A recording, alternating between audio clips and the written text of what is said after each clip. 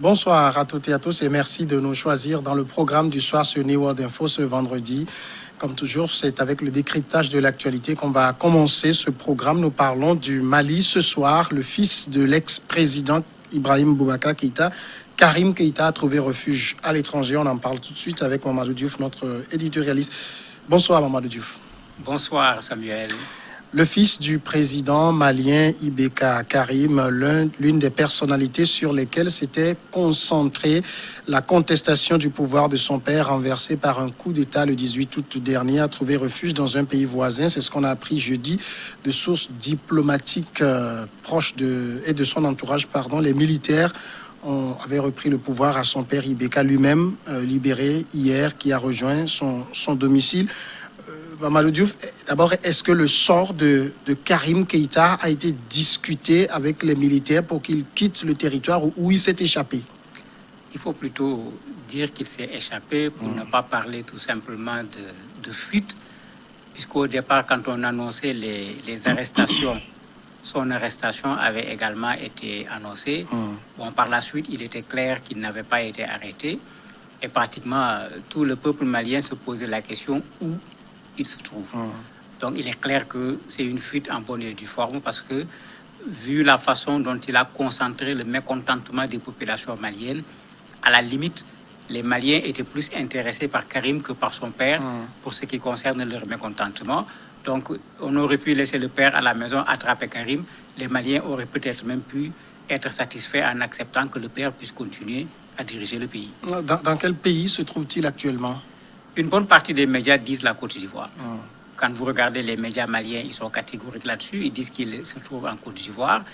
Et même certains essayent de refaire le film qui lui a permis de fuir en disant qu'il s'est réfugié d'abord au niveau de l'ambassade de la Côte d'Ivoire et que c'est à partir de l'ambassade de la Côte d'Ivoire qu'il a préparé cette sortie du territoire malien en voiture. Eh bien, tout le monde se dit qu'il y a eu nécessairement de grosses complicités puisque juste après le coup d'État, les militaires avaient fermé les frontières du Mali. À la première rencontre au niveau de la CEDEAO, il a été décidé de fermer les frontières et le président ivoirien faisait partie de ceux qui étaient les plus catégoriques en la matière.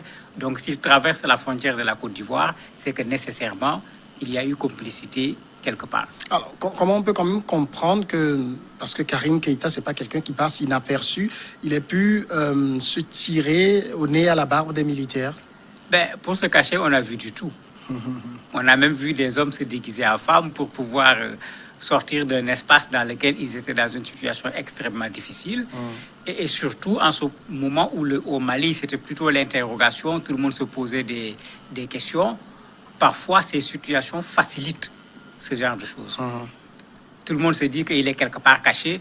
Personne n'est en train d'imaginer qu'il est sur la route en train d'aller quelque part. Je ne sais pas exactement comment il est parti, mais en tout cas, il n'est pas parti avec un convoi, il n'est pas parti avec une protection, certainement une voiture particulièrement banalisée, lui déguisé, je ne sais pas, en Touareg ou en je ne sais pas quoi, pour pouvoir quitter le territoire malien. C'est sûr que ce n'est pas Karim qui est parti. C'est une autre personne qu'on a vu passer, mais pas Karim, parce que si c'était Karim, même les populations se seraient chargées directement de l'arrêter, encore moins les forces de l'ordre. Alors, vous l'avez rappelé, les militaires, dès le coup d'État, avaient annoncé la fermeture des frontières. La CEDEAO n'a pas tardé à le faire, une ou deux journées après. Quand est-ce que lui, il a quitté le territoire? Difficile de dire quand. Parce que quand on prend les premiers témoignages qu'on a eus, dont le témoignage de certains membres de sa famille, d'un député qui est également son ami, quand il témoignait hier, il disait qu'il est parti il y a 2 jours. Quel jour exactement, ils n'ont pas voulu dire. Dans quelles circonstances, ils n'ont pas voulu dire. Au départ même, on disait qu'il est dans un pays voisin parce qu'eux, ils n'avaient pas dit la Côte d'Ivoire. Ils avaient juste dit qu'il est dans un pays voisin. Ils n'avaient pas donné exactement c'est où. Il avait dit non, on ne va pas dire il est où pour des raisons de sécurité. Donc, on considère que c'est peut-être il y a 3-4 jours qu'il est parti. Quel jour exactement, on ne le maîtrise pas pour le moment. Alors, la Côte d'Ivoire, pourquoi ce choix pour lui? Si on en croit la presse malienne, il est un territoire connu. Il connaît très bien la Côte d'Ivoire. La presse malienne est très claire. Il a des maisons là-bas. Il a des voitures là-bas. Donc, il ne se pose pas la question sur où il va parce qu'il a déjà là où il va aller. Les Maliens sont très clairs, ils disent qu'il a ses habitudes là-bas, il est en territoire connu. Le deuxième argument que la presse malienne donne, c'est que c'est un proche de l'actuel Premier ministre Ahmed Bakayoko. Ils vont même plus loin en disant qu'ils appartiennent à la même loge franc-maçonnique pour dire que, en fait, en partant en Côte d'Ivoire, il n'a pas fait son choix par hasard. D'autant plus que quand on voit la position du président ivoirien, qu'il a voulu coûte que coûte rétablir le président Ibeka au niveau de son fauteuil, c'est peut-être là-bas qu'il va pouvoir se sentir lui-même en sécurité que par rapport à d'autres pays qui n'ont pas été aussi catégoriques que la Côte d'Ivoire pour le retour de son père au pouvoir. Alors, ça veut dire que Karim Keïta lui-même sait qu'il cristallisait les mécontentements. Mais il le sait, puisque quand les manifestations ont commencé à prendre de l'ampleur, il avait commencé à se rendre discret. Il a même démissionné de son poste au niveau de l'Assemblée, où il occupait la présidence de la commission de défense, qui était une commission extrêmement importante, avec le Mali actuellement en situation de guerre pratiquement. Donc lui-même, il avait senti que tout se cristallisait sur sa personne. Il était en train maintenant de vouloir reculer. Mais c'était trop tard parce que le gars avait fait preuve d'une vanité telle que les photos, les vidéos, les gens, pendant que lui, il voulait se faire discret, les gens se sont permis de rappeler tout ce qu'il a eu à faire en termes de vanité. Et ça fait qu'effectivement, les gens considèrent que, en fait, il a beaucoup participé à la chute de son père à travers son comportement. Eh bien, au moment de la chute de son père, il ne s'est pas comporté comme un Malien. Un Malien ne fuit pas. Un Malien, il fait comme le Premier ministre Boubou Cissé. On risque de prendre le président de la République. Je vais chez le président de la République. Quand on va le prendre, on va me prendre moi aussi. Et puis, il ne faut pas qu'il oublie que c'est un Keïta, c'est Souniata Keïta. Souniata n'aurait pas fui dans de telles circonstances. Tu mets ton père dans de sales draps comme ça, tu vas te cacher pour ensuite te faufiler et puis partir. Ben, je ne sais pas comment il va retourner au jour au Mali, parce que les Maliens ne vont, même si ce n'était pas le fils du président, il ne sera pas regardé comme un Malien. Justement, cette fuite de sa part, c'est un aveu de quelque chose de culpabilité peut-être? Ben, ça dépasse un aveu de culpabilité, parce que quand le Premier ministre va se faire arrêter, vous avez quelqu'un qui a au moins la conscience tranquille, qui est prêt à répondre devant les gens. Mais quand on fuit de la sorte, mais ça veut dire que tout ce que les gens imaginaient, c'est comme si vous le confirmez. Et malheureusement, c'est ce qui s'est passé quand vous regardez les pillages. Les populations ont ciblé. Il y a particulièrement sa maison, la maison de l'ancienne présidente du Conseil constitutionnel, etc. Vous avez des personnes qui ont participé à la crise que les gens ont ciblée de façon directe. Il y a d'autres personnes, leurs maisons sont là.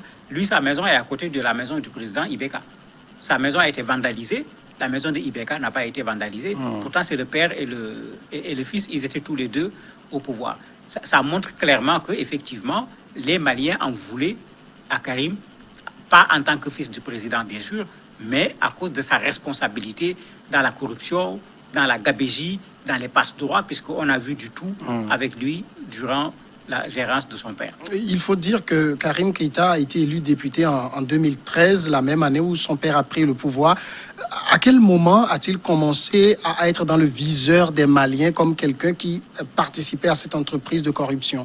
C'est quand il est devenu fils du président. Karim, sans son père, il n'intéressait personne. Avec son père, il est devenu député.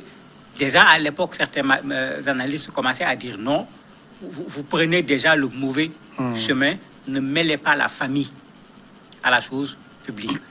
Mais bien qu'il était député, il n'était pas député tout simplement. On le voyait carrément dans la gestion des affaires du pays. Et dans beaucoup de scandales en matière de corruption, dès le premier mandat de son père, parce que c'est dès le premier mandat de son père que les gens ont commencé à contester à cause de la corruption, il était mêlé à beaucoup de ces scandales en matière de corruption. Malheureusement, au lieu de reculer, il est plutôt monté à la matière. On le voyait de plus en plus devant. La presse malienne dit que même parmi les nominations de son père, il y a plusieurs personnes que c'est lui-même et sa maman qui ont nommé les gens. Ils ont même mis un fac-similé montrant la signature du père, l'imitation de la signature du père par Karim, nommant des personnes. Et ils disent qu'il y a au minimum 300 personnes qui ont été nommées de la sorte par Karim en signant à la place de son père. Vous voyez jusqu'où il s'est mêlé à la gestion, non pas en tant que député, mais même au niveau du législatif, alors que lui, il était plutôt du côté parlementaire. Alors, je le rappelais en entame de cet entretien que le président Ibeka lui-même a été remis en liberté hier. À supposer que Karim avait été aux mains de la junte, on ne l'aurait pas aussi facilement libéré. Il l'aurait libéré, mais pas dans les mêmes conditions. Puisque je ne crois pas que les gens vont dans le sens d'un procès par rapport à Ibeka. Si vous vous rappelez lors du meeting célébrant, parce que c'est comme ça qu'il faut l'appeler le coup d'État, même si les gens ne veulent pas qu'on parle de coup d'État, l'imam Dikwa avait dit aux Maliens, il faut pardonner, il faut oublier, laisser mon grand frère tranquille. Donc en fait, Ibeka n'est pas l'enjeu pour le futur du Mali. Karim, au contraire, oui. Puisque dans toutes ces questions de corruption dans lesquelles il a trempé, au moins les gens vont vouloir reprendre les biens qu'il a détournés. Donc pour cela, même s'il était libéré, certainement on va le libérer en le mettant en résidence surveillée, le temps que la justice s'occupe de cette question, qu'on bloque les comptes, qu'on confisque les avoirs, comme on l'a vu dans bien des pays, pour que au moins il puisse rendre compte en restituant les biens qu'il avait pris d'une façon qui n'était pas du tout régulière. Alors, Ibeka en liberté, Karim Keïta en fuite, les Keïta sont tirés d'affaire? Pas tirés d'affaire. Le papa, certainement. Puisque les militaires sont très clairs. Ils vont certainement petit à petit desserrer l'étau, parce que la maison est toujours gardée. Quand ils se sentiront bien au pouvoir, parce que ce n'est pas encore réglé, il y a la rencontre de la CEDEAO, qu'est-ce qui va être décidé, il y a la coopération avec les organismes internationaux, qu'est-ce qui va être décidé. Les militaires ne sont pas encore bien assis sur le fauteuil pour dire, voilà, nous tenons le Mali maintenant, on peut laisser Ibeka libre. Il lui donne la possibilité de pouvoir se faire soigner au Mali ou à l'extérieur, puisque comme j'ai dit, dans le Mali de demain, Ibeka ne fait plus partie des enjeux. Il l'a d'ailleurs dit clairement aux délégués de la CEDEAO en leur disant que lui, il se lave les mains. Il n'est plus intéressé, même si les gens voulaient le remettre au pouvoir, il n'est pas intéressé. L'enjeu, plutôt, ça va être peut-être avec son fils, ça va être peut-être avec des membres du parti qui vont vouloir que le parti reste au pouvoir, parce qu'Ibeka, c'est une personne, le parti, c'est une autre chose. C'est avec cela, certainement, que les militaires vont avoir affaire. Puisque pour le moment, le M5 et un très grand autre nombre de mouvements de la société civile et autres se reconnaissent dans le coup d'État au niveau du Mali. Les militaires n'ont pratiquement pas quelque chose à craindre du tout de ce côté-là. Alors, le sort de Karim Keïta, désormais, à quoi on va assister? À des saisies de ses biens, à des gels de ses avoirs au pays? Certainement, ça va être la première chose, parce que une des premières attentes pour les Maliens, ça va être ça.